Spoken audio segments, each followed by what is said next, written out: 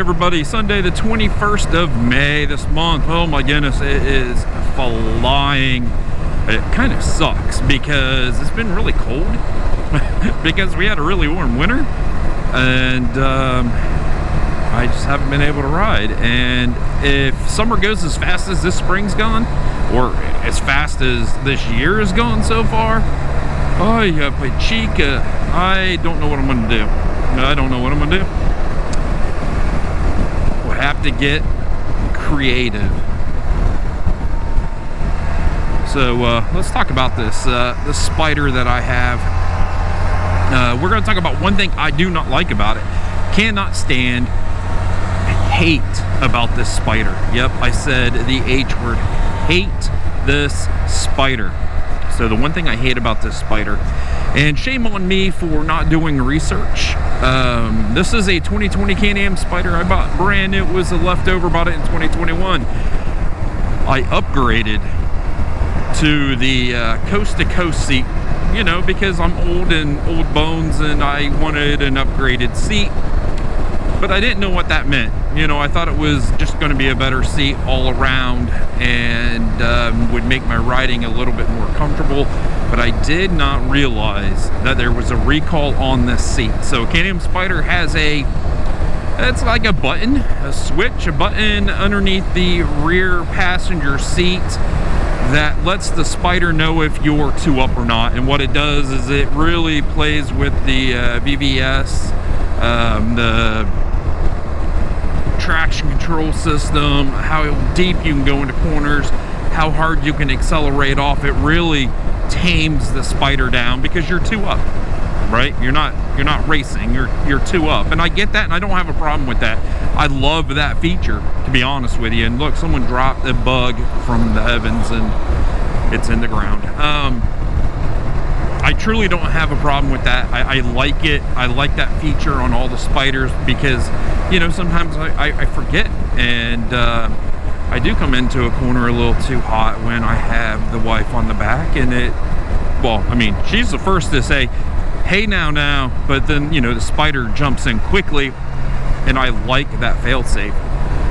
Well, with this one and with that seat, apparently the recall was with that seat, the base of the seat was too stiff or wasn't designed quite right, and it never compressed that two-up switch. Never did. So I get it. They had to recall the seat. So what they did is they just put like a little extension bung, removed a spring from the actual seat. So now that switch is always on, and I hate it. I literally hate it. For two things, it won't let me ride how I want to ride. I bought this because it's a little bit sportier than an RT, or should be, and it's not. It won't let me play, and I'm just eating brakes, and I'm going to eat rotors, and I don't want to do that. I don't want to put more wear and tear on this thing. So don't do this. Don't do this. Don't disable your two-up occupant switch. Do not do it. It is not safe. BRP does not recommend it. So what did I do? I disabled the switch. So I was looking, and I was just going to put something underneath it or a cap over top of it to keep that seat from pressing down on it, only when I'm a solo rider. Okay, this only has to do with when I'm a solo rider. And I was looking, and I just kind of, it has little three fingers, it's a little cap, and it sits down and it presses down. It's spring loaded, you know, and nothing special. Well, I kind of just pushed little fingers in and removed the cap to take a look at everything, and I was like, well, I can just put the cap on but it not go into the slots. And why are you people going as slow can be? It's a beautiful day, curvy road. Come on man. So squirrel, whatever. So what I did is I just rotated the cap and set the cap down to where it will never be able to be depressed, and I put the seat back on. The easiest fix in the world. $0, took me 2 seconds, and now when I am a solo rider, I don't have to worry about that. Everything's going to work exactly how it should as a solo rider.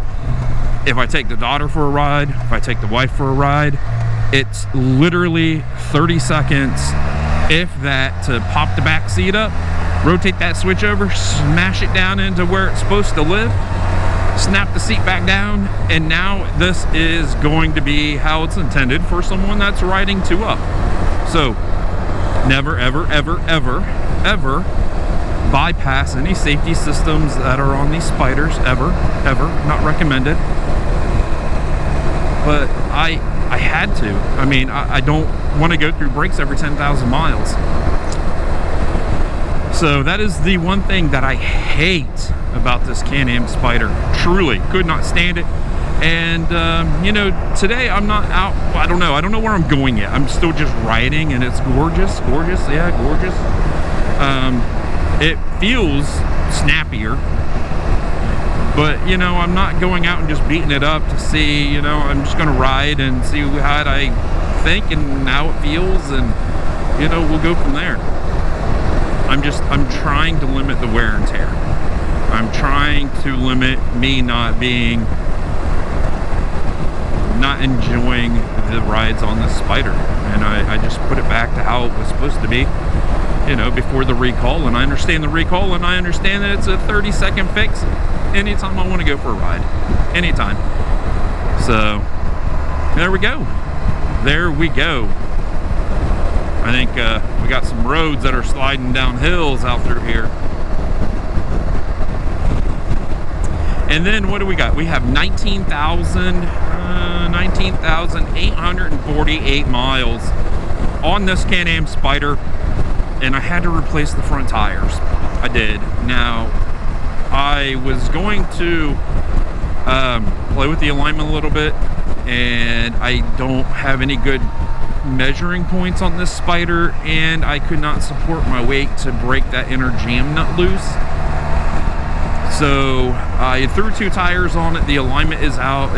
These tires are, the front of the tires are pointed out, so they're not straight. The front of the tires are towed out, and what that's doing, it's leading that inside edge of that tire, and this thing was crazy to ride. I threw my daughter on it, and it was everything I could do just to keep it straight. So it was definitely time to replace the tires, and I'm gonna call and get this thing in for a laser alignment. I feel that the dealership told me it was already laser aligned. I should not have issues at 19,000 miles, 15,000 miles, even if this thing was laser aligned.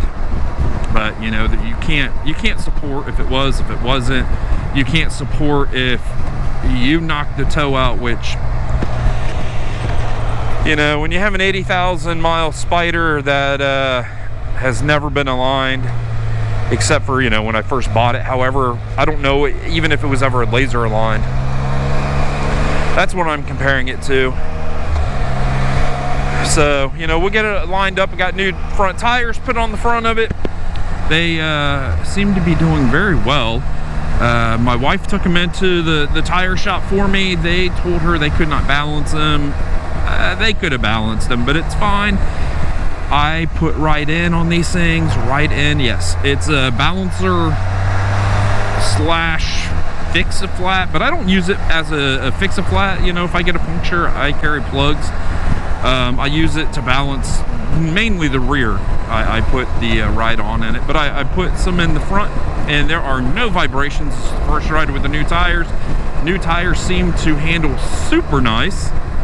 Took care of that really crazy riding characteristic, but you know, it's going to come back unless I get this thing aligned. So there we go. That's the Spyder. That's the one thing I hate that I've corrected. Yay! And then, you know, just as we go, the maintenance on this thing, I will let everybody know. I guess on that, I'll let everybody go. So thumbs up if you like the video. Stay safe, everybody. Remember, do not disable that occupant safety switch. It's super important. Like I said, I'm only going to do it as a solo rider, and then if anybody's on this, we're going to put it right back how it should be. So stay safe, everybody. Big Run Road. Oh, that's a decent looking road. Stay safe, everybody. See you down the road.